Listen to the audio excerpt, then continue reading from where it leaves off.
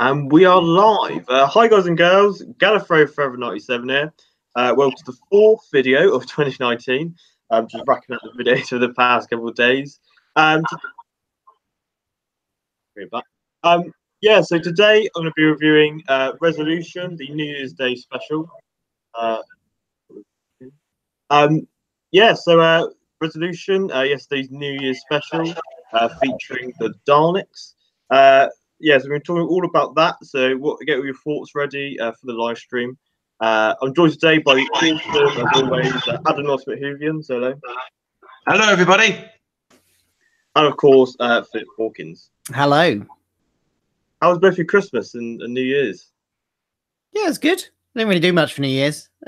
Just watched a movie and got a takeaway with my wife, and didn't even drink a drop of alcohol because I had a cold. Oh, Adam's horrified. Oh well, at least you didn't have to have a hangover on New Year's Day. Yeah, that's definitely a benefit. Yeah. What about you, Adam? Did you get up to much? I pretty much spent most of it with the family, playing board games, playing different kind of quiz games and all that. Laughing at the laughably bad Christmas TV as usual, all the tradition, Christmas dinner and everything. And as for New Year's, I actually tried to do the Infinity War snap. So when Thanos in the movie said you should have gone for the head and he snaps, it would have been New Year's. I got that time right. Then I tried to do the In the Air Tonight Phil Collins thing where you have the drum beat kick in when it's New Year's, and that was slightly out of time. I tried to do the things where it kind of kicks into the New Year's Day, and and then Doctor Who, and then in between us, and yes, we're here the second day. My God. Yeah, it's crazy. Like I say, the Christmas period for me just swept by like a whirlwind. Like, and it was absolutely insane. So, so obviously we have Resolution, which was yesterday's episode. Let's see what the comments are saying. If anybody's about. Got a few people watching. Pink Diamond says hi, Adam. Hello. Hello. And Josh Coy says hi to us all. Hey. There's a few comments about the Dalek design, which we will be covering, of course. Whose book says you go to London and film at Comic Con in the summer? Probably, yeah. Probably to the summer one and the spring one as well, which should be good. But so let's crack on with the review. So I have a synopsis here. The ones I usually get are quite spoilery, so I don't know if these are kind of like ones that have been done before or after. Not too sure, but they're usually quite spoilery. So here we go. But anyway, so the synopsis reads: On Earth, New Year's Day 2019, a long-buried creature is beginning to stir, the most dangerous creature in the universe, and it will stop at nothing to claim the Earth. Conquest in 9,376 rows. Yes, this is definitely written out the episode. The Doctor must gather all their friends and resources to prevent another invasion. And if they fail, the Daleks are coming. Yeah, it's definitely a spoiler. Obviously this featured the return of the Daleks, or should I say the Dalek? What are your guys' opening thoughts on episodes? What you were expecting? Start with Philip. I was really hoping initially I was hoping that there wasn't going to be any Daleks in this episode before it was obvious that there were. I was kind of hoping that, because I think I'm one of the people that think they need, probably in the very minority, that didn't want them back so soon. I wanted, them to have a proper full series without being in. So, but it was quite clear early on that was not going to happen. So, so there we go. That's what happened. Oh, my camera started working. I appear to be very purple. I think I'm having camera problems. Sorry. You just have to deal with purple me. Yes. So, but what I'm glad they did do is have the single Dalek. We haven't had that since series 1, and I think that was the right way to go. It showed a sort of very menacing. It showed how deadly a single Dalek can be, and therefore how deadly the race is. So I think that was definitely the right choice to go. And I thought the body horror aspect of it at the beginning was really good, and the way they dealt with it out of the case. And overall, I thought it was a very good episode. Awesome. Yeah. We'll talk about the Dalek in detail. But it was. I say obviously the Dalek's been around obviously since the show began. But I thought it had some really nice new elements with the body horror stuff. So, yeah, well, you Adam, your opening thoughts or pre-episode thoughts before going in. Yes, I definitely think going in, and maybe other fans are thinking this would probably be the true finale for Series 11. People who maybe have felt underwhelmed with the Borak, that was a joke I sort of did on my channel. In context, Borak is sort of the initials of Battle of Franskoa Corps. So the Borak, yeah, it was a little underwhelming. Whether this would sort of maybe any tiny loose ends or just kind of, I guess this would be the case to kind of wrap up the characters for the moment, and of course we'll have new adventures come 2020. And for that, I think the last taste of Doctor Who for the year, I think it left a good taste. It was a quite cool New Year's Day special with some nice action sequences, really brilliant direction by Wayne Yip. I think some of his stuff was stellar. Particularly, one of the highlights was them seeing the fireworks and then them going into the TARDIS, panning around. I think direction, it did make it look and feel so Doctor Who like. So, and even like the vortex shot, I thought kind of race against time. I think it definitely felt to me like, wow, this is kind of a Doctor Who roller coaster now, and it was a very enjoyable one with some pretty decent supporting cast. And I think that probably a standout was Ryan Stad, and the cast were very good as well. And for Dalek was pretty cool, so I quite enjoyed this one. Sounds great. Sounds brilliant. Yeah, so yeah, we'll go into detail about all that stuff as we go through the review. So the episode starts out in the past, sort of setting up the backstory for this episode. Of course, it's these kind of 3 different warrior tribes sort of going off, taking these bit of dark mutants, as we find out. Yeah, it was very cinematically shot. It was quite clear with the narrative, I thought. Were you guys pleased it started off like this? Did you think it was sort of like well paid off through the episode? Starting with Adam. Definitely, in case of the scale of it, absolutely. I'd probably, this is just a little gripe from one that people thought about, was the font when the sort of the places came up at the end. I thought, ooh, yeah, that didn't look so good. But it was fine. I guess it added like a sense of like scale that this Dalek has been buried, has been like tortured and buried for. And splintered across different places. One of them, ironically, being Sheffield, and I thought that was quite cool. And the fact that the UV light sort of brought it back and such. So, yeah, I thought it was quite a cool opening. Visually stunning. Yeah, it's pretty cool. Yeah, it reminded me of the Civil War type stuff. But oh yeah, I get you. Yeah, but I think the font choice was a very odd one. What were your thoughts, Philip? I wasn't too sure what to think about the font and the big lettering. I can't, it made it feel very cinematic because there have been several films that have used that, and I think you just mentioned, I think Civil War might have used it. Was it Civil War or was it Winter Soldier? I can't remember which one it was, but one of them. Oh yeah, I think it's actually the Russo brothers who use that, because I know in Infinity War when you see space, you see space on screen. So I think it's the Russo brothers. Yeah, and that kind of style. So I think it added a little bit of a cinematic feel to it, but I get why it would be distracting, because it's not very Doctor Who. So I can understand why it might be a bit distracting.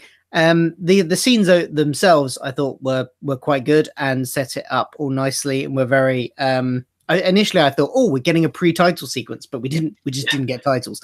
So I was slightly excited about getting a pre-title sequence, and then it never happened. But no, I think they worked quite well, and I like the kind of global scale of it. I kind of wish the episode had been a bit more global for that reason as well, and they'd sort of seen that through. But yeah, I suppose there's only so much they can do in an hour. Yeah, I'd say it did start off quite cinematic, didn't it? Obviously, quite a big scale, but it was quite a sort of contained, I guess, story. Yeah, so we were introduced to Mitch and Lynn, who were sort of who were discovering the third person who got shot down by an arrow, and they're sort of uncovering his body after months of work. And we find it is New Year's Day, obviously the same day we're watching it, which is always quite trippy. Yeah, what were your guys' thoughts on the New Year's Day aspect? Were you pleased with it, or could you think, oh, they could just easily swapped it for Christmas Day?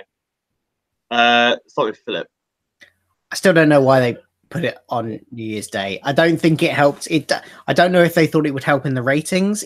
I don't think it did by looking at what over the overnights. Anyway, I think it didn't really play into the plot much. I mean, they mentioned that it was New Year's, but didn't really play into the plot. I don't know if they just did it simply because they wanted that title. If they just wanted to call it Resolution and they thought it fit there, I don't know. But I still think the episode itself could have happened at Christmas on Christmas Day, and that would have been fine, and I would have got my Christmas Day to tradition and everything. So I just don't see any benefit of it being at New Year's personally, but there we go. What are you, Adam? Well, I think interestingly, what has happened this Christmas is the viewing figures haven't been like really high or strong for many TV programs. I'm not quite sure why, or how this has happened, but even like the New Year's, even this episode, like viewing figures wise, it was kind of, I think it was 5.15 million, which, I mean, yeah, it could be better, but I think even like Luther took a hit. I'm not quite sure. I think it's probably because people are busier or what have you. Whether I think this is good going forward, I think it's fine, but I don't think you necessarily have to have the plot or any reference to New Year's Day. Just like in Christmas specials, you don't have to have a reference to Christmas. You don't need a lot of Christmas thrown at you. You just need a really good story, just that you just happen to air on Christmas Day or New Year's Day. So I think hopefully going forward that the next New Year's Day special or any kind of special, they don't have to fall into a trap of having to set it just because it is, just tell a good story. But I still feel it is a good story. It's just kind of referenced here and there. It isn't sort of as obvious New Year's Day like the Christmas specials was for Christmas. Yeah, I think that the ratings thing, again, going back to that, the ratings thing, I think is partly due to stuff was down across the board. And I think that's partly just due to changing viewing habits. We don't really, we're moving away from watching TV live generally, unless it's really event television, which you could argue this is, but I think it would have felt more like event television on Christmas Day than it does on New Year's Day when you've got your family gathered around. So that's why I think it probably would have benefited ratings wise from being on Christmas Day, because there would have been that more impetus of, and the tradition, you would have had more people watching it live. I think because it was on New Year's Day, some people will have gone, I mean, not us, because we like to watch everything live, Doctor Who wise, but some people will have gone, oh, I'll catch that on iPlayer, you know, the next day, the following evening at a more convenient time or something like that. Additionally, I'd like to add that I think this episode would actually work really well at the cinemas. And I know Doctor Who is a TV thing. We would like to watch on the TV. But I did, on one instance, go and see Deep Breath at the cinema on the day of release. And I think, you know, Ben Wheatley's direction was brilliant. And I think I think this is kind of the same thing I'd say about Series 11 as a whole, was the whole cinematic direction. And because I know they got the Blade Runner team in visual effects wise, and I thought, my God, seeing this at the cinema, I think it's kind of up there. And as we talk about the cinematic scale with the text, sort of like what the Russo brothers did with the Marvel films, I think it's one of those. I think it's an episode that I feel does deserve it. And Sherlock aired on New Year's Day, and then some of those episodes were aired at the cinema. So I think Doctor Who, maybe the next one, I think it is worth a cinema venture and TV. Yes, I'll say also it's technically a kind of feature length film. Obviously goes past the kind of episode. So yeah, I don't know, because obviously with David Doctor did that, and obviously that was kind of like an event thing. I don't know how well they did for Deep Breath. Like I only had like I think half the cinema full. It wasn't like a full cinema, so I don't know. But no, I think this episode would have been lovely to have seen the cinema due to the scale of it. So we're obviously introduced to Mitch and Lynn, who obviously have this kind of relationship type thing. It's just starting. Yeah, what do you think of their two characters? Starting with Adam. Good actors, a little underdeveloped, their kind of relationship, and I guess because Lynn got, of course, attached to the Dalek mutant. Although I think I'll probably jump ahead, but I feel like she'd been attached to the Dalek mutant maybe for a little too long for my liking. I quite like, I guess, you know, to see the Dalek a little earlier in the story, because I think it was around the 40-minute mark that we got to see the Dalek and 20 minutes of Dalek. But I guess it is. I guess even if it's cool just to have, you know, to see the Dalek, to know that it's the regular Nicholas Briggs voice, because I do feel like also his mutant voice was quite cool as well. I'm always jumping ahead, but I quite like those two. But for those, they were kind of undeveloped, good performances, but kind of the thing that I think got swept aside a little bit for the story. It kind of got overshadowed by like the Dalek and sort of everything else. So yeah, I completely agree. Yeah, talk about dark stuff in a bit, but I say, yeah, I think Nicholas Briggs like loves doing the kind of crazy Dalek type thing. Like, obviously, had like Dalek Khan and the Asylum Dark as well. So, yeah, I think it was quite a nice sort of twist on that. Yeah, what were you, Philip, on the two historical characters? Yeah, I thought their relationship was a little bit well, it didn't seem, they had the thing about the kiss at the beginning there. And then there wasn't really, I don't know, it didn't seem to go, and it didn't seem relevant to most of the episode. So I'm not sure it needed, that whole relationship bit needed to be in there necessarily. Not that it necessarily was massively distracting or anything. It was just seemed like something a bit strange. I thought Lynn, was it? Is that her name? Yeah, Lynn. The character of Lynn, I thought the actress there was really good. I thought she was fantastic, portraying both just her normal character and also the possessed by the Dalek character as well. I thought she did a really good job. Mitch, not so much. I mean, he wasn't a bad actor. There was just nothing about him that made me think anything worthy of praising overly or anything. He was just kind of there. I don't think he massively contributed much. No. But I think she was really good.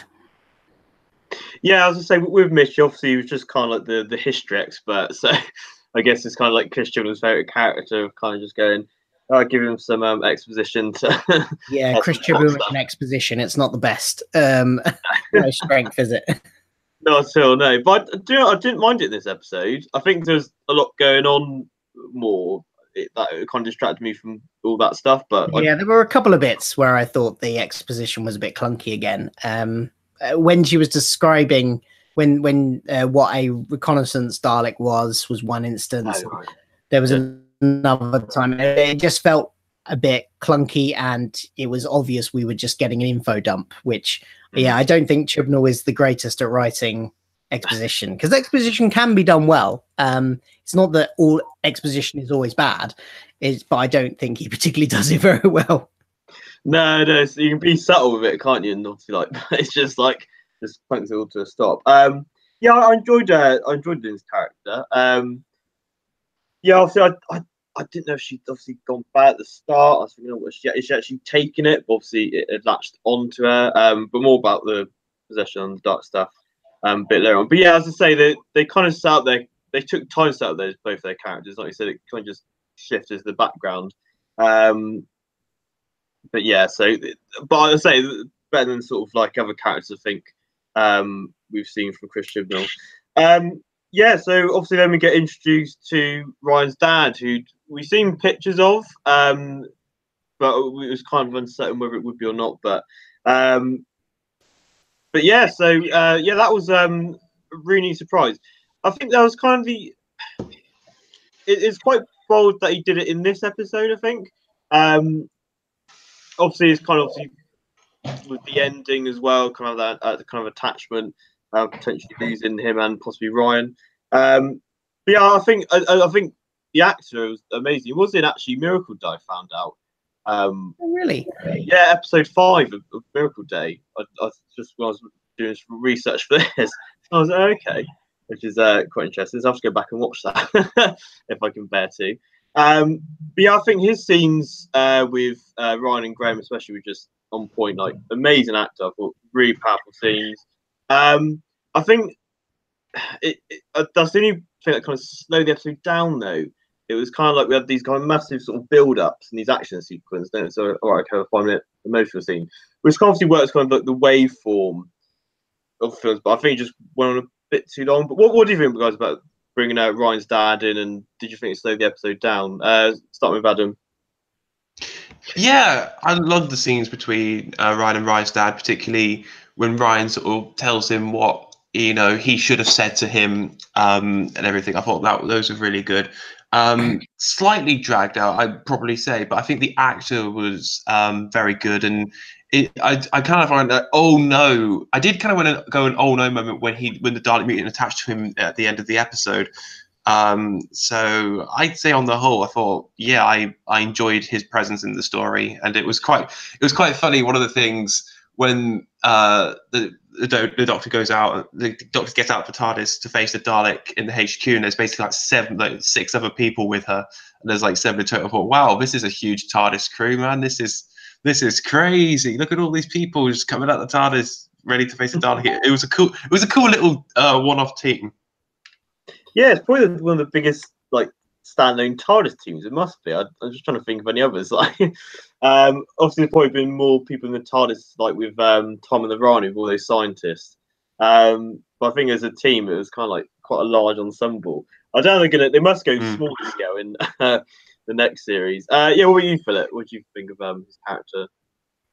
Ryan and his dad. I liked it. I thought it wouldn't have really felt like this era of Doctor Who if there wasn't that kind of emotional element to the story. And I know that's divided people. Some people think it slows it down too much. Some people think it has no place in sci-fi. I completely disagree. I think well-developed and emotional plots, stuff that's gonna, seeing how things really affect people, I think that's all very important for sci-fi to have. And I really liked it in this as well. And I think you got some brilliant stuff out of this from Ryan, and also again from Graham, who is fantastic in every episode almost. Certainly when he has anything sort of really serious and emotional to play with, he does a brilliant job, Bradley Walsh. And again here, his scene when he's stuck in the house with Aaron, chatting to Aaron, I thought was absolutely fantastic. And I don't think it slowed it down at all. Like, I didn't slow it down too much. I think it gave a nice sort of not refresher. What's the word? Sort of between the action. Yeah. If the whole episode had been action, it would have felt like it had gone past too quickly. It would have just blurred into a big mess of an episode. But I think these adds some nice breaks to it. So I was really happy with those scenes. Yeah, as I mentioned, it's kind of like in TV and film, it's got this waveform. Like you said, you can't just have action. So, but yeah, no, I just think that's one of my favorite aspects of this series has been the emotional sort of human character stories. And I say, obviously, we kind of had hints of him throughout the series, so it was kind of nice. Like, obviously, with Graham in the finale, we kind of had obviously closure with Grace, and it's kind of nice now we've kind of had the closure story for Ryan with his dad, which obviously been kind of thing. So yeah, I think the first time I watched it, I was obviously kind of thinking like, I want to see the Dalek, I want to see the Dalek. But watched the second time around, I appreciate these scenes really, really nicely. So yeah, going on to the main cast now. So obviously had the Doctor, who has now been christened by the Daleks. I think she was really good. I think we got to see more of a side of her that we've been kind of wanting, that kind of more sort of fighty, spirity type. I don't think it quite. I don't think she's given it quite a all. But I think the stuff she did in the episode, it was more feisty than what we've seen before, and it was kind of nice to see that kind of like the threat of the Dalek affecting her Doctor. Yeah, I think she had a great balance. What do you think? Start with Philip. Yeah, the Doctor is. I think this is probably, I think, her best or second best episode of the series. She was really good in The Woman Who Fell to Earth as well. I thought she was fantastic in that. But she was sort of still finding her. She wasn't the sort of a fully formed Doctor at that point. So I don't know if we should really count that. But here, I think she was absolutely fantastic. She still hasn't had that sort of moment which would push her up from sort of middling to really great, in my opinion. She's doing a really good job, I think, but I just don't think she's had something that would push her up, above Capaldi and his speeches, and above Tennant being, when he turns really like angry, and something that makes her stand out as really special. She's does a really good job though, and I think this is her best episode so far. Yeah, I think I agree with you, mate. What about you, Adam? I think one of the standouts in this episode, I think the moment she finds out it's a Dalek, I think was very good. And then I think it's just one of those things that I guess with all the Series 11, with the monsters being new and everything, the fact that she name drops Skaro and talks about the Daleks and everything, sort of, I feel like this is probably one of the times where I feel like, oh, this, you know, I think there is that kind of link. I kind of just think, yeah, this person has had like absolute run-ins of the Daleks, an absolute, you know, sort of kind of Sherlock Moriarty kind of thing, where everything does kind of stop at a standstill, and she's kind of, there was that moment she's taken aback a bit. She's like, whoa, this is dangerous. Where, you know, I think some of the best episodes of Doctor Who do that. My favorite, Pyramids of Mars, is sort of when the Doctor is kind of like, oh my god, you're not kind of messing around with this kind of villain. And I feel like this is kind of what we got in Resolution as well with the Dalek. And I think this is definitely the moment that Jodie, I think, needed. I think people really wanted that kind of familiarity. And now that we have the scenes, I think it was done very well. And I think I'd say she's between middling and really good. I'd say I think she's very much on the good spectrum for me. I think probably just above, I guess, what I thought. I think because the Borak disappointed me, and it didn't really leave that much of the Doctor, not much, you know, Doctor Cook scenes. But when she was with the Dalek and everything, yeah, even like comedic moments, like how long is a rel, and you know, stuff like that. I think she does get the humor quite well, and I think Chibnall does quite well. I think the problem was there was probably a bit too much of the goofy, childlike side of her, but I think this has definitely found a pretty good balance in the end, and I think, yeah, she's good, and I'm ready for Series 12 to kind of hit it as the great one, because I think that's kind of the thing with the Doctors, is sometimes their second season always is the one where they step up a game a bit, so I'm ready to see that. Well, for Capaldi, it wasn't. For me, it wasn't even until his third series that he really got the character that I wanted him to have, and was amazing. So, if he didn't get that till his third series, then I mean, he certainly had moments early on, but he didn't really become sort of amazing till then. So, you know, she's got time. She can still work on it. One of my, and I forgot to mention it a second ago, but one of my favorite moments, there was that moment where she had the dark, sort of realized it was Dalek, which was great, but also the moment where she sort of rounds on Ryan's dad when he's first introduced. It was like, where you weren't at Grace's funeral, and like let him down. And I love the way she's like backing up her friend like that, and it's just like you know, going in and saying the stuff that the others wouldn't say to his face. I love that. I'd even say with David Tennant, like, I think it was his second series where I think when you sort of left the Rose stuff behind, that he sort of became more of the kind of more angry kind of. I think he had like most of that series too, but I think, yeah, I'd say with Series 3, it was the one where I kind of saw more of the Doctor, mainly because he wasn't kind of googly eyes with Billy Piper or anything. I think if you kind of have that stripped away, I think he had like more of the kind of his standout stuff in his era. So I think second season, hopefully, I hope it isn't the thing with the third season like Capaldi, but yeah, more like second season.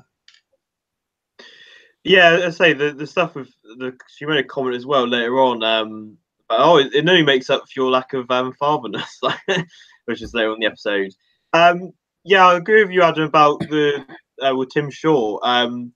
Like I say, she's just felt like a walk in the park with Tim Shaw. I don't think they had that kind of threat level. And there's a really nice moment where she went to go and face the Dalek, where with Lynn they were going to take her back, and she kind of says, "Oh yeah, it's all right, yeah, well, fine." She kind of looks away, and you can see like the fear on her face before she goes into trying to see that. That was really, really nice. Yeah, talking about our main companions now, just sort of summarise them all up. Yeah, obviously Ryan, again, it's kind of his episode. I feel like he's had most of the limelight this series, along with kind of Graham. Obviously, this is kind of the rounding off, which he played amazingly towards his dad and that. And obviously, at the end, it was a really quite emotional sequence at the end. Obviously, we thought he was going to lose him. Graham, again, was kind of like the some moral compass, and some amazing comments as well, being left behind. I thought it was really good. Yaz, yeah, just again nothing for Yasri. I saw somebody suggested that it would have been cool to see her maybe as the person who the Dalek latches onto. I didn't know if what would you guys' thoughts on that if that happened. I don't know. What? As in throughout most of the episode, or like towards the end? Is that what they meant, or completely replacing Lynn? Yeah, I think that's what they meant by completely replacing Lynn, right? No, I think it would work better. I'm sorry. I thought it might work better in the end because you'd almost have Yaz like going out the TARDIS. There's a moment where like holy shit, like one of the Doctor's friends is about to fly out, and it could go to their deaths. It would have been quite a more tense moment, I guess. But no, I think it's going to find the way it is. Awesome. Yeah, I just thought on Twitter. I thought, well, maybe I don't know, but yeah. So, what are your guys' thoughts on the three companions? Starting with Adam. Graham had some really good moments. One of the highlights is family isn't just DNA or anything. It's about the effort and stuff. I thought that was really lovely. And when the TARDIS sort of lands in front of him, Ryan's dad is like, "You're about to be in a bit of a shock." I think the way they kind of handled the bigger on the inside stuff with the other characters as well was really cool. Ryan, again, really nice scenes with his dad. Was all really good. Yasmin, yeah, oh man. I don't think I have a whole lot to add with Yasmin. I desperately hope for some more stuff in Series 12. I'm sure we'll get it because Mandip Gill is. I think she's very good, and I think she works well with Jodie, works well with the team. It's very clear they're a really good unit and everything. I like their kind of comedy moments when they're with the Dalek and they're just like, and then Jodie turns around and is like, can I run fast or something? She's like, probably, maybe. And then there's like, am I good? Was that good? Did I do enough? I think those kind of moments when they're with that, they're really good. Performance is very good as usual. And I think Yasmin needs more. And we had some nice family moments, definitely. Yeah, I say they do feel like a kind of proper family now.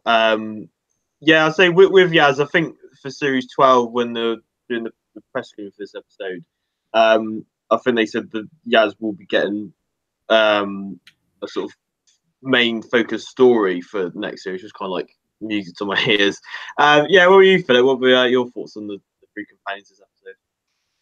Ryan was definitely the standout in terms of the companions this episode. His stuff with his dad was great, and it really paid off at the end of the episode.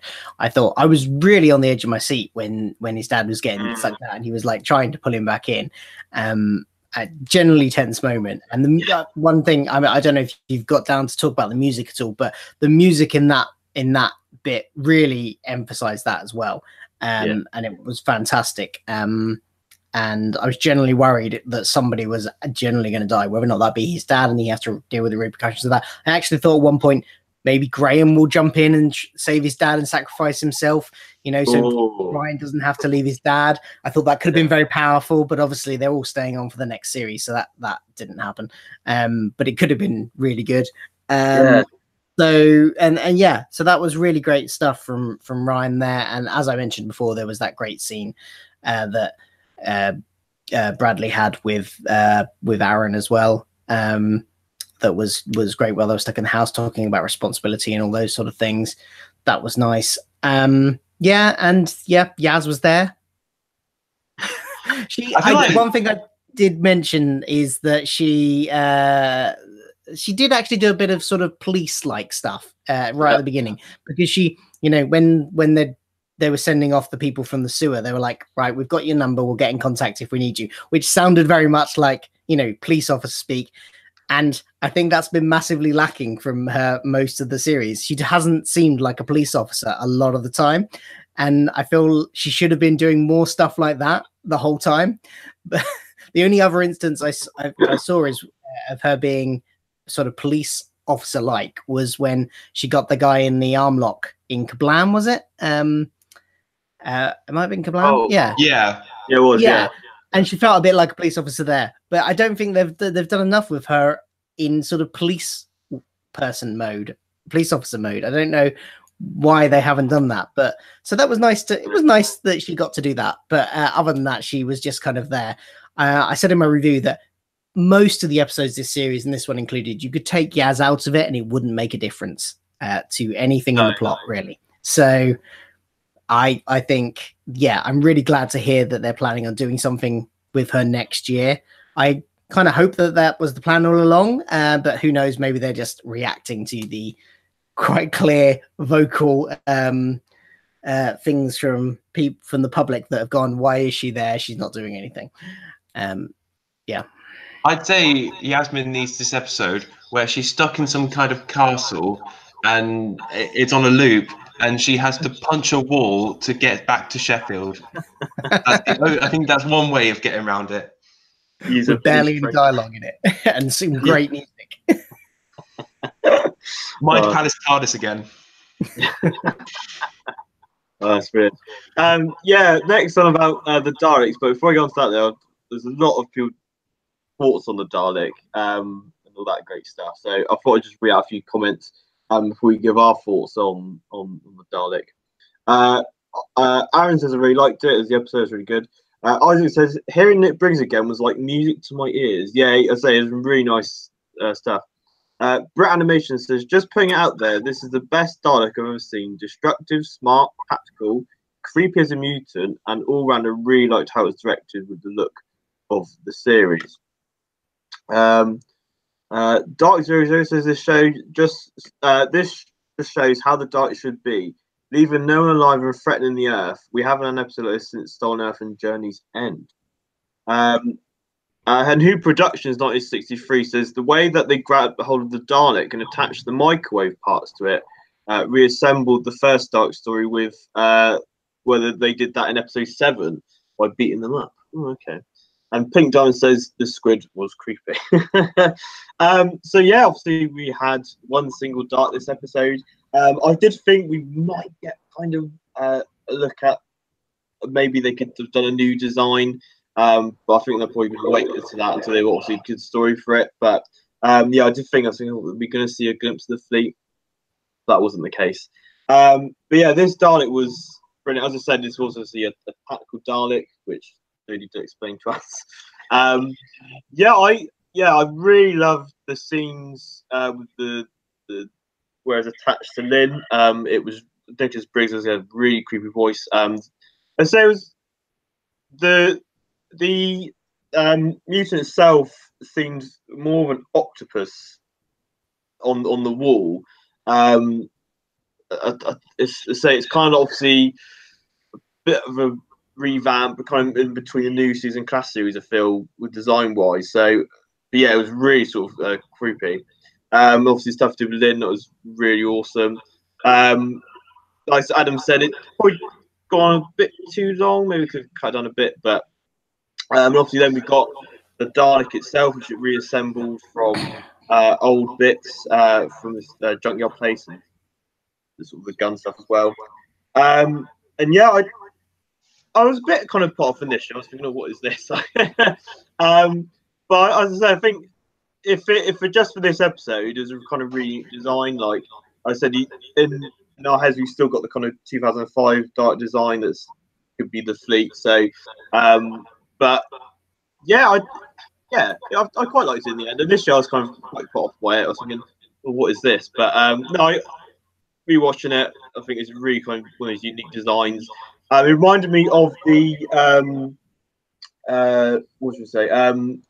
The Order of the Daleks Big Finish, which is kind of like the glass Dalek. That's it. Yeah, the glass Dalek. I thought that was probably the most. It was quite unique design. But yeah, so what are your guys' thoughts on the Daleks as a whole this episode? Starting with Adam.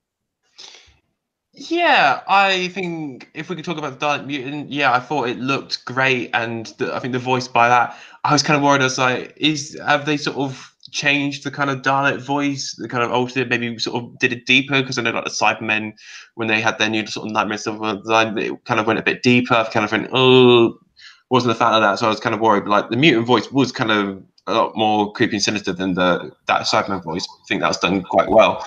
And then when it sort of got to its casing, which I don't know if it's sort of meant to be a poetic thing, because I know someone said, "Oh, the sonic screwdriver was made in a warehouse, and now the Dalek is." So they both kind of formed themselves in a warehouse. Both made in a garage or warehouse. By Sheffield Steel. Because that Sheffield Steel is coming in really in handy. Then we see the Dalek, and it's voiced by Nicholas Briggs, and it's the kind of similar voice that you've heard before, and you're like, oh, Briggs is back. I guess I assumed that he would be, to be perfectly honest, because I don't know who else you would get, really. To be perfectly honest, he is pretty much the Dalek voice for 21st century Doctor Who, to be honest.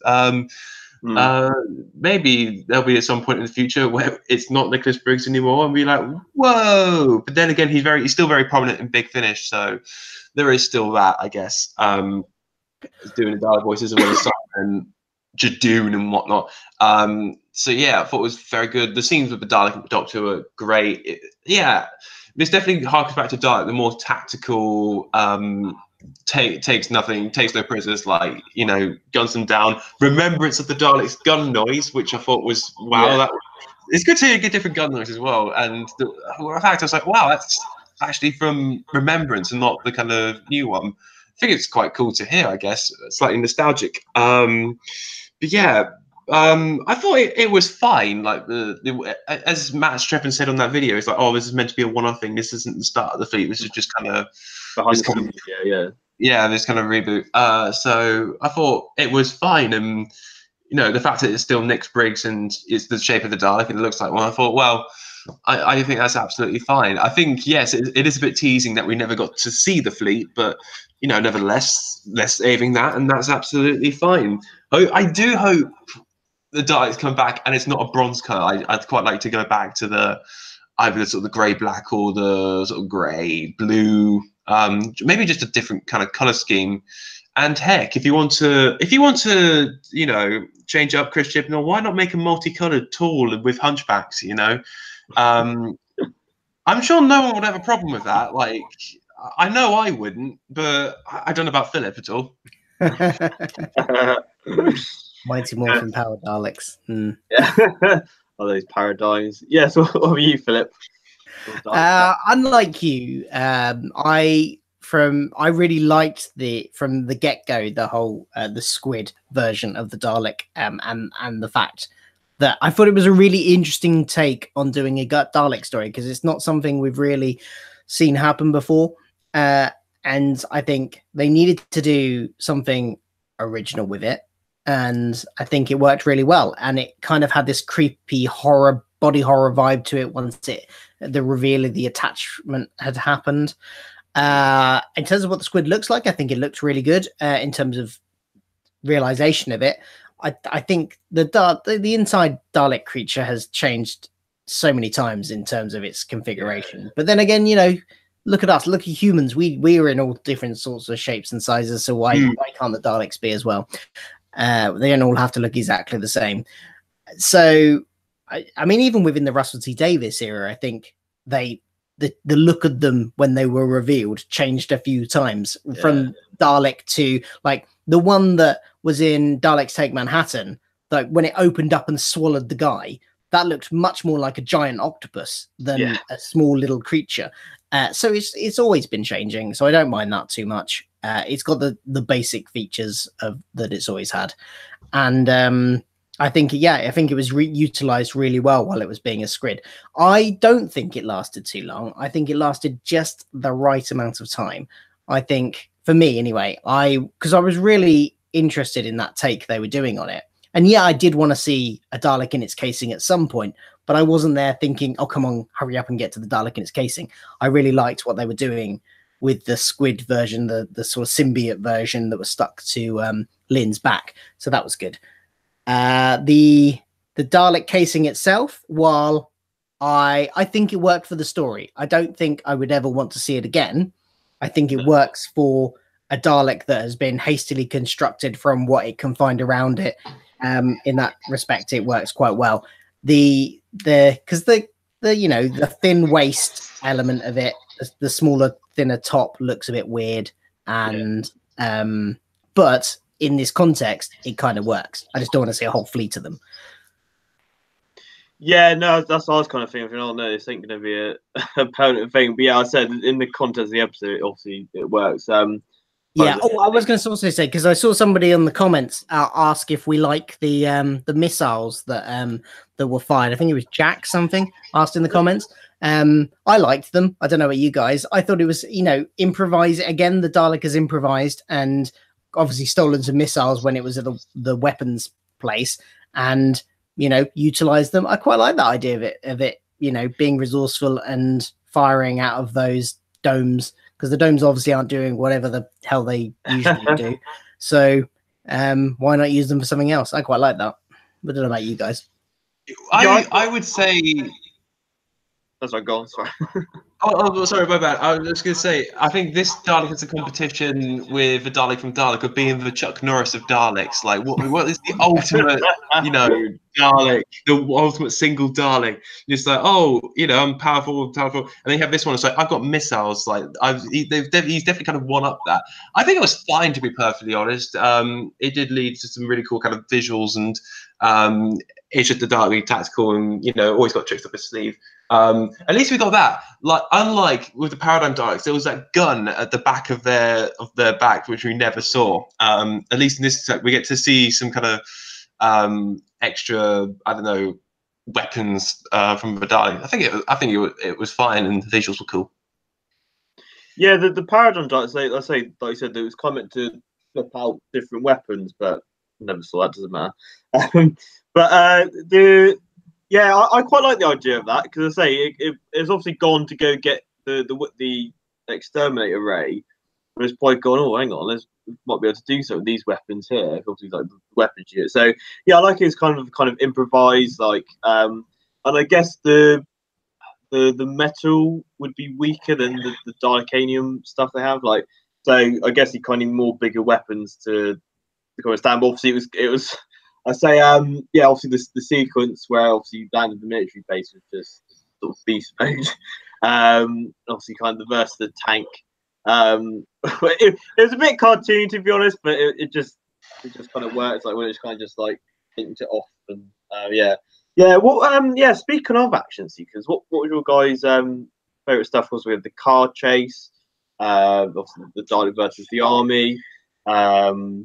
Yeah, what were your guys' favorite action sequences? Start with Philip. I like the action sequences. I thought they added some really good excitement to the episode. I think they made it. I don't think we've had anything like that this series, and even for a while in the series generally, even for a few seasons, we haven't had anything like that much action. So I liked both of them. I think the car chase was exciting. I don't know if you guys saw the behind the scenes video. Yeah. I thought it was quite amusing, the actress, because they had the guy on top driving the car while the actress is in the car. So he sat on the roof, and she was saying that every time because they obviously did it several times, and he got more, the stunt driver got more and more confident every time. So we got closer and closer to the other cars every time they did a take of it. And I thought that was really interesting, and little nugget of information, and it obviously paid off, because it was a really exciting scene. And it's the military scenes were very reminiscent of Dalek, the episode from series 1. It was great to see a whole battalion, a whole regiment or whatever they're called of soldiers basically get annihilated by one Dalek. It really shows you how vicious and dangerous these creatures are. Yeah, I don't know if they will do like a bigger Dalek story. I don't know. I say it's kind of opens the door, like I said, with Dalek, kind of reinforcing, like I said, just what one Dalek can do, even without a casing. Is obviously improvise. Yeah, no, behind the scenes video is quite funny, because I say, like you said, that kind of flinch thing of being like, oh god, like, but fair play to her. Yeah, what you had, Adam? What about your thoughts on the action sequence? Chibnall basically had the mission statement to make this episode epic, and yeah, I say it was delivered, particularly if you have Wayne Yip directing, because I think this him showing the scale and the shots of the Dalek and sort of the action was framed and recorded absolutely brilliantly. Yeah, the Dalek versus the Dodgers was one thing. Of course, confrontations with the Doctor were great. Like I think the Doctor diving the Doctor's skid, as it were, across very slow motion, kind of something you'd see of a Die Hard film or something, was done quite well. Very cinematic. So that the way it was shot, it was just very cinematic kind of action, rather than I guess the action you've seen, I guess, a regular TV app. Just that. I'd say like Die versus Soldier is probably my favorite like action scene, but the car chase was really cool and very intense because you have a great actress who had been possessed by the mutant, and all that stuff. And lots of it was very well framed, very well done. Well done, Wayne Yip. Well, while we're on the subject of Wayne Yip, I have to make an apology because in my review immediately afterwards on my channel, I credited the episode to Jamie Childs, not Wayne Yip. And that I should have double checked, but I mostly blame IMDb for this because I looked up the information on IMDb and they had the wrong director listed, so that's why. No way. But apologies, Wayne Yip, if you're watching, I'm sorry. I'm sorry I didn't credit you, and I gave all the credit to Jamie Childs. I was watching. I was thinking, hang on, is it? Was I wrong? Was I wrong? Was it Jamie Childs? I was like, oh, right, but no. I mean, usually I get the information. I'm going to stop using IMDb basically because they've messed up a couple of times and I've given out the wrong information. I don't know where they get their information from, but I don't know if they just took it as because Jamie Childs is like one of the main. He's like listed as like the main director for the series, isn't he? I think because he's done the most episodes. Yeah. So maybe they just like default take his name unless somebody replaces it. I don't know, but not a reliable source of information. No, skip IMDb. So Twitter got on a frenzy last night. Obviously, WrestleCon name drops to Kate Stewart and Unit, and I didn't mind it. Obviously, the Doctor phoned up Unit for help, and obviously, what she got was saying that Unit have financially have fallen apart, and there is no more Unit. What are your guys' thoughts? I didn't mind it, to be honest. I thought it was quite a funny scene.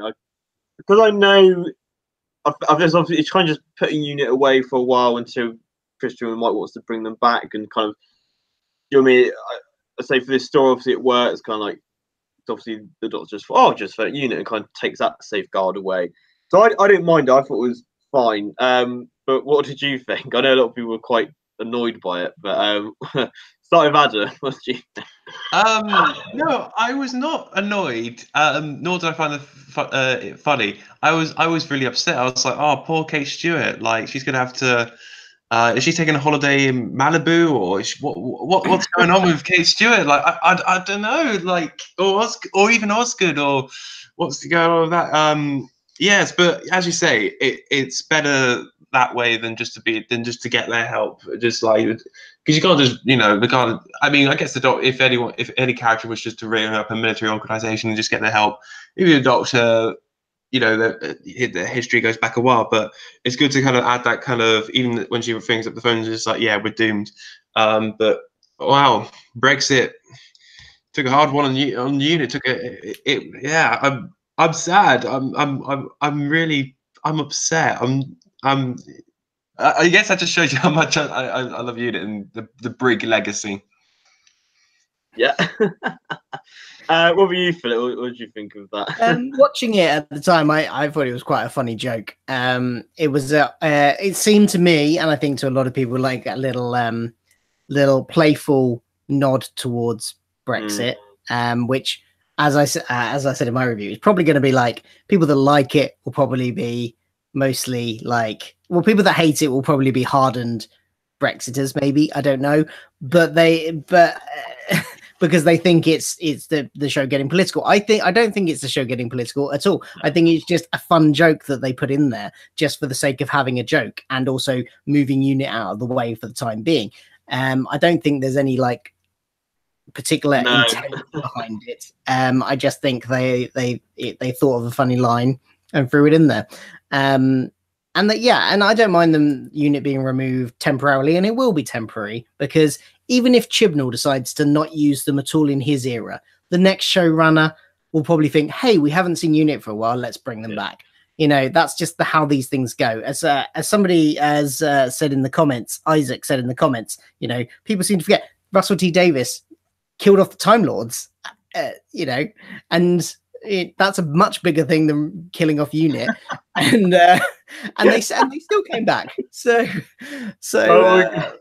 I'm sure within the next few years we'll see Unit again. And in the meantime, Big Finish are producing their Unit series. I'd quite like to see one of them like do Unit Underground, Kate Stewart and Osgood, you know, get what resources they can to continue fighting aliens despite having no government funding and no official unit. You know, that would be quite interesting for a series or two of Unit box sets on Big Finish as well. And then John Barrowman turns up for some reason because, you know, he's got to join in on the action at some point. Yeah. Let's start Torchwood again. Oh dear, the ultimate torture unit. Maybe that's what Chibnall's plan is. Maybe he's getting rid of Unit because he's planning on bringing back Torchwood, and he doesn't want the two competing organizations there. Oh, yeah, well, possibly. Fingers crossed. So that happen, but fingers crossed. Yeah, so yeah, I thought the story was really well written, but I say the CGI this episode I thought was pretty on point. It was quite weird. Like, obviously, we had the amazing title shots going through the vortex. It was like, it must be like 5. I can't remember. I keep losing count how many there were, different ones. I thought the Dalek stuff. It was kind of. I guess it worked. So I was kind of thinking, is that a CGI shot or is that the practical Dalek? Like, they kind of blended seamlessly. Yeah, I thought genuinely it wasn't too bad. I thought the flying stuff was a bit off at times. But I didn't know. Yeah, as I was watching the battle stuff, I was thinking I'm not too sure whether it was the CGI. What do you think of the CGI's episode with the Dalek and the Vortex stuff? Start with Philip. The only bit that bugged me, the only bit I noticed and thought, oh, that's a bit ropey, was when the Dalek burst through the roof. I thought the CGI looked a bit ropey there, but otherwise, I thought it was fine. What you, Adam? Yeah, I think the vortex shots were bloody gorgeous because I loved when I saw them interacting in the UK. I thought, whoa, it looks sensational then, and it looks good now. Even the cheesy ending when the TARDIS kind of flies back, it kind of does what in Star Trek would be a warp drive, where they simply just go back and go just quick like that. Or was it the Millennium Falcon that goes into light speed? Kind of a fun whoop, and then off we go. More adventures. I think the vortex shots were done really well, but Dalek looked really visually, aesthetically looked great, nicely rendered. When it was, I think it was fine when it was flying. I guess it's kind of grown over time because when the Daleks were kind of flying, I guess it was kind of Army Ghost Doomsday that looked a bit, but then I think it's kind of moved with the times. We had a new VFX team, so it looks different, new, and quite well integrated. Yeah, no, I thought it was pretty on point. Like I said, the kind of as that cinematic scale. So with the Battle of Ranskov Kolos, what a criticism out of that was there wasn't, when they were sort of shooting the Earth, there was no sort of context with looking on Earth. This episode, we had quite a lot of sort of humorous moments. One particular scene was his family when they mentioned about the Wi-Fi. I don't know about this. I was surprised it got in. It was kind of just a bit of a kind of forceful commentary, like on obviously today's obsession with like the internet and that. What do you guys think of that scene? Did you think it should have been cut, or did you mind it? Start with Philip. No, I didn't like it. I didn't really like it. Not necessarily. I don't know. It might have fit in another episode, but I just think tonally it just did not fit with the rest of the episode, and therefore it was just really jarring. It would have fit with some other episodes. You know, the tone of it would have fit with other episodes, but not this one. So I think it would have been better cutting it. What you, Adam? Yes, I kind of thought it was funny just because the acting was a bit. I think from that kid just went, what? Did like a David Tennant kind of what? Yeah, I don't know why they kind of did. You know, added to get a bit of scale, I guess. Kind of went out of nowhere, but I guess this is the family that Clive won about. You know, the Daniels family of Southampton. We finally got that. That was cool. If that was the case, Sorry, I missed. I don't think I get that reference. Who are the Daniels family of Southampton? so in Rose, when it's the scene where they Clive and Rose are in the shed, and he mentions this family, like the Daniels family of Southampton, and pulling out the kind of records and history of where the Doctor's been throughout time and space. That scene, and there's this random family that get mentioned, like the Daniels family of Southampton, and people just picked it up as like a meme, I guess. It's like, what's the most dangerous thing in the universe? It's like, actually, it's the Daniels family of Southampton. Just this innocent little family from Southampton gets pulled into everything. Oh wow. Yeah, because obviously everything is kind of edits of like what the threat could be of us with the train, and that was one that's picked out. And I think Doctor Who people have done one before we started the stream, actually doing an edit. Yeah, so fair play to them. Yeah, closing out the Odyssey episode with this kind of really powerful, epic, emotional sequence where the Doctor has to risk throwing Ryan's dad at the TARDIS to get the Dalek off his back. Which again, the CGI was just absolutely stellar, absolutely beautiful. The exterior, and yeah, obviously the emotional stakes were there. And I'd say, like I said, it's kind of thinking, oh God, could both of them go? Like it was really on the edge of your seat stuff. Yeah, were you satisfied with the conclusion to this episode? Starting with Philip. Mostly, yeah. I think the emotional stuff with Ryan and his dad was really good. So that paid off really well. Initially, I thought the microwaving the Dalek felt a bit like a sort of Deus Ex Machina, or however you pronounce that. Machina, yeah. Deus Ex Machina, that's it. That's the one. I always say Machina. Don't know why. Deus Ex Machina. It felt a bit like it was a bit too convenient to start with. But having thought about it some more, I'm not too fussed about it. It is meant to be one of the earliest Daleks that got sent out from Skaro, for starters. And so I suppose, you know, some of the early Daleks that we've seen in the past in, you know, the Hartnell era and stuff were defeated very, you know, people used to tackle them and like wrestle them to the floor and stuff. So it kind of fits in with that in a way. And it is, and not only that, it's constructed this shell from mostly Earth materials with a few bits of its old casing. So it's going to be weaker anyway than it would have been at full strength. So having thought about it a bit more, it doesn't bother me as much. But initially I thought it was a bit, oh, that's convenient. And actually, if the episode had ended there and that was how they finally defeated it, yeah, it would have been far too convenient. But because it had the added bit of the squid, the mutant then getting out and attaching it to something else, that kind of made it feel like it wasn't too rushed an ending, which it would have been if they just ended it there and they'd won. So yeah, it's all right. What were you, Adam? The way it ended, yeah, I do feel like maybe I was waiting for a moment where, I don't know, Graham did step in and sacrifice himself to, you know, have Ryan have his dad or something along those lines, or even Ryan's dad actually at the end got flung out.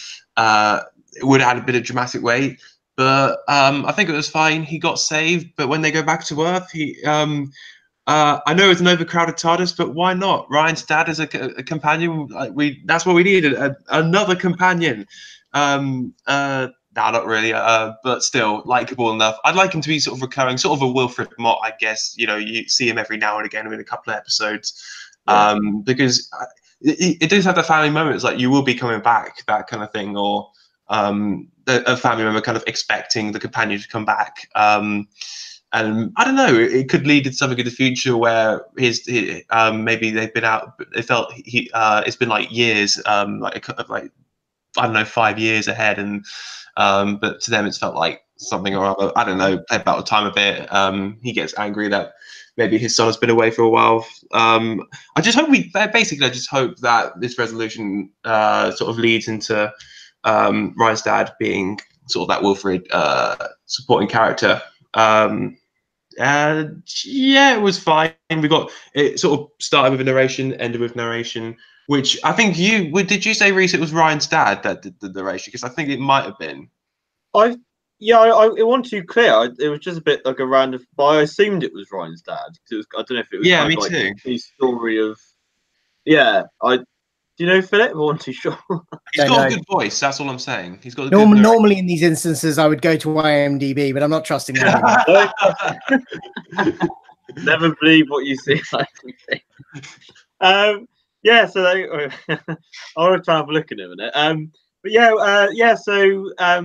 yeah. Just say any sort of closing thoughts on the episode, or any moments we haven't picked up on yet, or have you kind of said your piece? And if you guys want to go for it. I think actually there is a scene. I do like the scenes between the Doctor using the technology to sort of project a hologram of Lim sort of talking through that. I thought that was actually a really good interplay, really well acted. And then there was also that moment when she managed to get through to the real Lynn and just calm her down, and say everything's going to be all right. I think those were done really well, and I think Lynn being possessed did lead to some very good acting on her part. I swear that I think there could have been something else. There always will be something, and when you sort of move on, you're like, that's it. With a 60 or 65-minute episode, there was definitely a lot going on in a good space. I think it was fast and slow, I guess, in mostly the right places, I'd say, pacing wise. So that's very good. Yeah, for the moment, that's and that's something. That's something. Yeah. What were you for? Any moments you want to mention, or? Not moments specifically. I was going to mention more about not much more, but just mention the music again, because I mentioned it in relation to one particular moment, but actually I think it was really strong throughout the whole episode. I think there were some great bits of music in this that really added to whatever mood was trying to be set at the time. So yeah, really good props for is it Segan Nakanola? Is that his name? I say Sagan, you say Segan. Let's call the host Charlotte. Yeah. So the music was on point. I think really good stuff. Probably the best it's been since the opening episode. I think. I think Demons I thought that was kind of one of the unique ones. But yeah, it definitely helped the scenes. I think some of the music this series has kind of been not noticeable. I don't know, if you know what I mean, kind of like it's just sort of been there and not really engaged really at all. But this kind of how it was like quite nice coinciding. Yeah, I think a lot of the music this year has been very samey. It's been good, but it's been it hasn't been very distinguishable from each other. Whereas there were a few tracks in the first episode, particularly the Doctor's theme, which I really liked. And then a few tracks in this episode, and like you say, Demons of Punjab as well, which was had some great music, which were a bit more distinctive and a bit more felt like their own thing, rather than just another variation on the same stuff, which I think was the problem most of the series with the music. It was good, but it was always the same, I felt. I'd say the soundtrack's out next week, so quite listening to see that, maybe pick out some tracks that we notice. But yeah, I'd say the 13th theme's kind of been the most prominent, I guess. I guess closing thoughts. Overall, I had so much fun with this episode. It was I feel like it kind of Chibnall finally got it right, kind of like the kind of action, emotional stuff, like everything just working. I think he did a brilliant interpretation of the Daleks.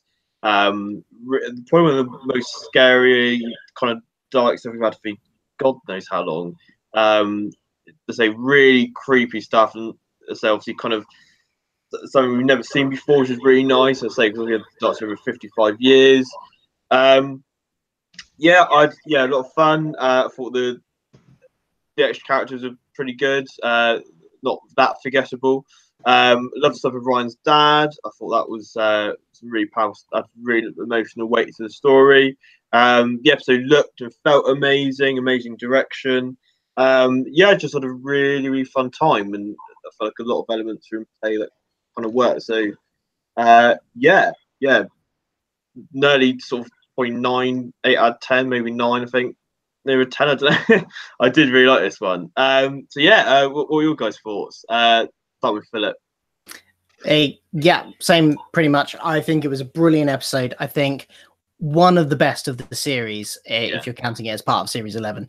I think, it's definitely in the top 3. The only thing that might compete with it is the 2 historicals, Rosa and Demons of Punjab. They're my top 3. I just don't exactly know what order to put them in yet. I have to think about that some more. But yeah, definitely a really good episode. I loved the way they did something really unique with the Daleks. It was the first sort of half was very tension. There was a lot of tension, and I think they managed that really well. And the direction was brilliant by Wayne Yip. The direction by Wayne Yip was really good, and not Jamie Childs. And yeah, I think they did a really good job. I would say it's the best Dalek episode since Series 1. For me, since Dalek, maybe. Slash the sort of season finale of Series 1. This is my favorite Dalek episode since then, and I think it's also the best Chibnall episode, probably like solo Chibnall. I'm not counting Rosa here because he was a co-writer of that. But in terms of like ones he wrote by himself, I think it might be his best episode ever for the show. So but that's not a massive. I mean, yeah, he. It's not a massive achievement because he was. No. Although I don't think he's a bad writer generally, he has been the weak. I didn't massively like his stuff before he took over as showrunner, and he. Though I've liked some of his episodes, I think compared to the guest writers, he's been weaker than them in terms of their episodes. But this episode, really good. So I'm happy. Generally, really good episode. No, I'd definitely give it a 9 out of 10. Awesome. Yeah, it's quite funny because with Moffat, it kind of gave all his best stuff before entering his era, and the kind of opposites happen with Chibnall now. So hopefully, it's all good from here on out. Like you said, like his episodes kind of really. Hopefully, we get more guest writers, and he writes less for Series 12. That's common hopes. Yeah, what were your overall closing thoughts, Adam? Well, I thought it was very cliche. It's just running down corridors and silly monsters and all that. That don't worry, that was of course a reference to his appearance on Point of View, talk about Terror of the Vervoids. Don't worry, I did not think about that about this episode. Yes, this is a step up. It's a step up from Terror of the Vervoids. Many steps up, but yeah, I think this episode was very good. I would probably say it is my favorite solo effort from Chris Chibnall of the Series 11 bunch. The Dalek was very, very good, both the Dalek Mutant and the Dalek. And I guess in retrospect, I think we did see the Dalek Mutant for a good amount of time. And I think looking back, one of my favourite scenes with the Dalek Mutant is when Jodie's in the TARDIS and she's talking to Lynn Dalek over the hologram. I think that was really good, a really good scene there. So there was some really cool stuff. Direction by Wayne Yip, brilliant, cinematic. As I say, it's a high praise when you feel like this episode needs to be seen at the cinema. So absolutely for that. Any other points? Yes, podcasts were pretty good, pretty solid on the whole. Apart from the font, the font alone means it gets a 1 out of 10. Yeah, could have been worse. It could have been Comic Sans. Exactly. Really, yeah, I think this is all right. This is definitely the episode. I think because if we sort of brought it back to Borak, when I was left so underwhelmed, I feel overwhelmed with this story. So I'd give it 4 out of 5 or 8 out of 10, as it were. Yeah, I'm looking forward to Series 12. Hopefully, we get to see Jodie with her hood up, we see in that poster over there. Can you see it right there? Yeah, there we go. There we go. Maybe she'll have a hood up this time and return for Tara and Wood Beast or less Sonic. Actually, that's another thing. The Sonic screwdriver was used less in this episode, I think. But maybe it was because it was a longer episode. It was there, but it wasn't. It definitely wasn't overbearing like previous times. So that would actually be another thing. I know when she was talking to the Dalek, it seemed to be on all the time. Like when you sort of look down at her hand, like the Sonic screwdriver was like it was activated. Yeah. Yeah. Yeah, when I was doing my trade, I noticed that. Like, I was thinking, hang on, the song's still going. Like, it's just in the background. Yeah, so that was obviously our review for Resolution. Yeah, talk about the Sonic and that stuff. What are your hopes for Series 12? I'm probably gonna do like a video on this. But just quickly, kind of initially, That's what definitely the top of the list. no, less Sonic. Yeah. Yeah, I say my live reaction thing. I literally do say like when she's Sonicking the guy, it's like just check his pulse. I think he's so lazy. Yeah, I'll say yeah, host series 12. Like obviously, Yaz focus, please. Just please give Yaz some attention. Yeah, the Sonic. Yeah, I think the villain stuff. Like, yeah, I just think they just need to kind of put more focus on that. I say the character stuff's been amazing. Yeah, and if you guys, do you want to mention how you're going in for Series 12? Obviously, you've got a long wait, but I'd like to see a return of a story arc, definitely. Yeah. Some kind of story arc that runs throughout the whole series. I miss that. yeah, it's quite nice. Yeah, as I say, now we've kind of established the characters for them. It'd be nice to kind of now we know them, except for Yaz. Kind of like I said, be more experimental with the storyline. Maybe more cliffhangers. But what were you, Adam? Any thoughts going to Series 12? Yeah, so it'll be early 2020. I think if they're doing another New Year's special, you don't have to necessarily make it New Year's like themed. Just put on a good story. We'll all watch and enjoy it. It's Doctor Who.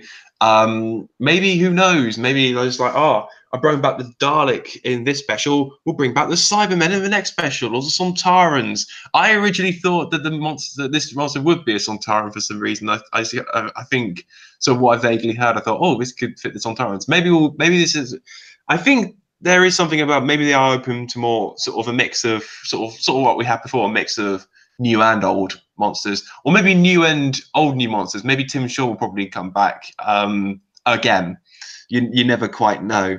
And less of the Sonic, of course, because boy, am I sick of that Sonic screwdriver, to quote Sarah Jane Smith. Yeah, definitely less of the Sonic. I think Tim Shaw could come back. Not just Tim Shaw. I'd actually like to see more of the Stenza race. I think that could be the story arc they go for. Maybe also develop the Timeless Child hint a bit more into a full-on story arc. That would be quite nice as well. That would be good. I just seen. Can I read out another comment, because I've got the comments going here as well. Pink Diamond says for his wish for Series 12 Episode 1 is that we have Comic Sans font. So there we go. It's quite fancy. I think it was Doctor Online did a tweet saying like, we love the episode, 10 out of 10, but that font was just awful. And one of the graphics designers did say jokingly, like, that wasn't my department, but I would have chose Comic Sans, to be honest. They were just like, oh no. Oh, Philip, when you were talking about the returning monsters from like Series 11 into Series 12, I've almost thought you were going Pating route. Oh right, no. I did have that bone last week. I don't know why. The Pating race, there's more of them. It's like the maybe. Hey, stay tuned. Me and Reese were planning. We're saying we were going to do a video on returning monsters. Which ones should return? So keep an eye out for that. We'll get that up at some point.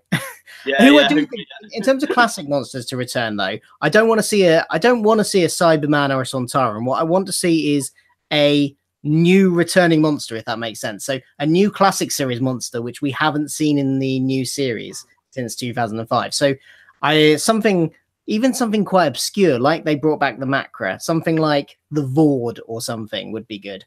Just something that's maybe only been seen once before, or only a handful of times before. Something like that would be good to bring back.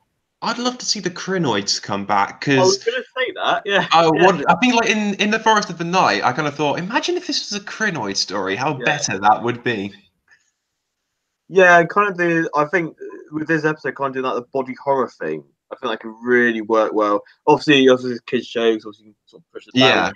But Yeah, no, I'll tell you, yeah, so they've got a massive back catalog. They could, like I said, the macros, obviously, they did sort of perfectly kind of like, sort of bring back a monster, add a new stuff to it. So, yeah, I'd say I was going to say the Rani, but I think more niche monsters, I reckon. Charles Dance for the Rani? Of course, I'm teasing. They can't do a name swap for that. I could call myself. That's our review and kind of stuff for the resolution. Just reading a few comments. Would resolution be in your top 3 episode? No. Would resolution be in your top 3 for Doctor Who specials? So I guess in the Christmas ones. Who? Do you know what? Probably. I know that sounds like a big statement, but also doesn't really, it doesn't really say much because of the Christmas specials. For me, sort of started really good, the Christmas Invasion, and kind of had quite a slow decline into they're kind of dragging this whole Christmas formula out a little bit. You'd have like the odd good ones. Really, kind of depends what your kind of taste is. Really, if you enjoy the kind of more Christmassy elements, I think introduced sort of in the earlier Moffat era where it was sort of really, kind of in a way shoved to their face, kind of Christmassy. But then what I was happy to see, sort of, I guess, with the Capaldi stuff, they did kind of turn it down. Like, it wasn't necessarily Christmas, like the superhero thing and the First Doctor, multi-Doctor stuff. Yeah, so just I'm not sure if it would make my top 3. My number 1 is definitely Christmas Carol. I love Christmas Carol. I think it's definitely the best special we've had. I like Twice Upon a Time as well. That would be up there. I know that's a controversial choice because some people, it seems to be Marmite. People love it or hate it. I'm in the love it camp. Would it make number 3? I don't know. Maybe. See, in my head, this isn't a special. It's the season finale. It just feels like the season finale. It doesn't feel like a special. I was going to say, somebody did say about this, kind of saying Resolution was fantastic. Resolution was a fantastic season finale. But I do wish it was aired the last of the year and not as a special. Still highly enjoyable. Yeah, I was going to say, I think most people consider this the finale as opposed to the finale itself. Like, it's not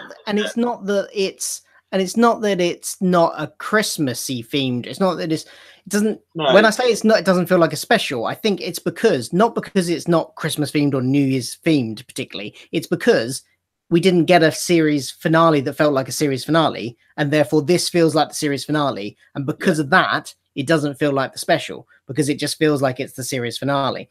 So yeah, it's shame. It'll be interesting going forward, like I said, because I say this is kind of the season finale more than a kind of like a special thing. But obviously now going forward, I don't know what they're going to be doing. Because obviously, early 2020 season 12 will be airing. Obviously, does that mean that we'll be kind of skipping a New Year's special and doing it the next year? Like, will we be going to Christmas specials? Like, who knows? Like, would you like to see it? Would you like to see a New Year's special kind of carry on tradition, or would you rather them go back to the Christmas? I want my Christmas Day. Yeah. Back. Why don't and have both? Because we had done before. We can have both. And also, I have season 12 on Blu-ray. In fact, in this lovely kind of presentation thing. So I do look forward to opening that up. An advanced copy. An advanced copy. It may or may not have a bloke called Tom Baker on the front cover. I don't know. Some guy, yeah. There's a few suggestions actually for niche monsters. Space Jody, hi. They say Sea Devil. Yeah. Yes, and also fishnets. Like if you're gonna do the Sea Devils, do a fishnet design. Don't go completely, dramatic change like they did with the Silurians. I think the Sea Devils work in that design. I think, and yes, to make people just look silly, but I think there is something about them that I think there is this kind of weird, kind of timeless thing about them. I don't think you could dramatically redesign them. I kind of thought the same as the Silurians, and then they kind of did redesign them. I thought, oh, this is a bit of a strange redirection, but where it kind of feels like they're not really the same, alien species. But You know Well, what? they kind of explain that. Well, they kind of try and gloss over that, don't they, by saying they're a different branch of Yeah. Silurians. Yeah, And yeah, it doesn't really it's not the same. fly, It's never because gonna be. considering every branch of Silurian we've seen in the new series has looked like that. But Yeah. I'd like to see an episode where I'd like to see an episode where the two types of Silurians meet. You know, have the old style, but updated in the sense of looking like it's realistic and not a man in a mask, but Yeah. having still the same sort of general outline and shape of the old Silurians meeting the newer looking Silurians. That could be an interesting episode. Yeah, because they kind of did that same explanation for the Centaurans, kind of like a different branch. Wasn't it the 10th kind of Sontaran fleet? It was like a different, like Yeah. complete fleet on the whole. So I guess that opens up to redesign. I think even if it was a Sontarans, make them taller. I'd sort of, and maybe I'd keep the blue. I didn't mind it, but I do like the traditional black. That it was more akin of the classic series. Yeah, there's some really good suggestions in the comments actually as well. Speaking of Sontarans, Pink Diamond says, I like the Rootans in the Doctor Adventure games. Will be cool to see updated for an episode. Yeah, I think they could obviously, with this new modern sort of CGI, I think they can do some quite cool flying stuff with those. Isaac says the Bandrills from Time Hash would be cool. Oh But maybe- no! But they can make it scary, looking like a serpent as opposed to a sock puppet. Yeah. God, yeah. I don't know. That'd be like super scraping the barrel. I think if they did that. And Space Story says the classic Sontarans are the best. Yeah, I think I would like to see the Sontarans come back, to be honest. I think there's been enough time now. I know Philip probably wouldn't agree, but I think there's been enough time now, kind of Drax has come out of memory. So yeah, I think that's everything. Thank you everybody for tonight. Join us for the live stream. Some brilliant questions and the thoughts on the episode. Thank you to Philip and Adam for joining me tonight.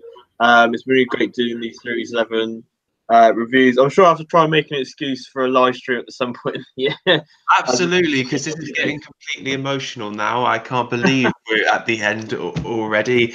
Our wasn't our Saranga Conundrum live stream. It was nominated for like one of the videos from. Forgot the guy's name, but we were nominated for an award. A YouTuber award thing for this hangout, and it's been a journey, and I can't believe it's over. I blame Chibnall for this and the production team and BBC, but why do you make us sad? Why do you make us sad? The clip he chose that was brilliant. Was you talking about the Xenos? I tried to describe what the thing really was, and I still don't think I can get a hold of it really. No, to this day, yeah. But yeah, I was going to say, expect content from us obviously through 2019. There'll probably a few collabs from us. As I say, me and Philip are working on a video for Classic Monsters and that. So some good suggestions tonight. Actually, it's quite a cool one. So, but yeah, is there any guys you want to plug or talk about your channel is in 2019? Any Fourth Doctor Big Finish fans might want to check out a video on my channel. I had an interview with the brand new companion for the Fourth Doctor audios, Jane Slavin, who plays Anne Kelso in the new audios, which are out at some point this month. Big Finish are always vague about exactly when, but they're out at some point this month. So you can pre-order those now and go and check out my interview with Jane, it's a bit of a long one. It's about 40 minutes long, but go check that out if you got time. And if you like your Big Finish audios and Fourth Doctor ones especially. Yeah, please check out. It's a really good interview, not just about sort of Doctor Who stuff as well, but kind of like the Big Finish stuff. And really check it out. Let's say, obviously, me and Adam got a question answer, which was really kind. I love my answer. I was kind of thinking, I didn't really think of that. But it's really good. So yeah, please check out. What were you, Adam? Any stuff you got planned for the channel?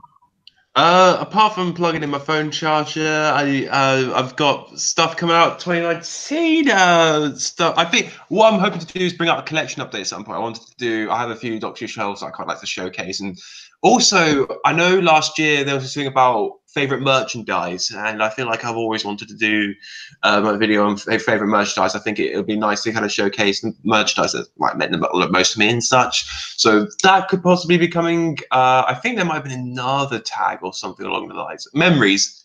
my memories. I've been always meaning to do the Doctor Who, like the top 10 Doctor Who memories. There are many amazing Doctor Who memories, more than I ever thought I could ever have. Like, wow, I didn't, you know, the opportunity to go to BFI events, conventions, meet the Doctors, meet the companions, meet friends and people of the Who community. So doing 10 will never be easy, but I'll try. I'll try.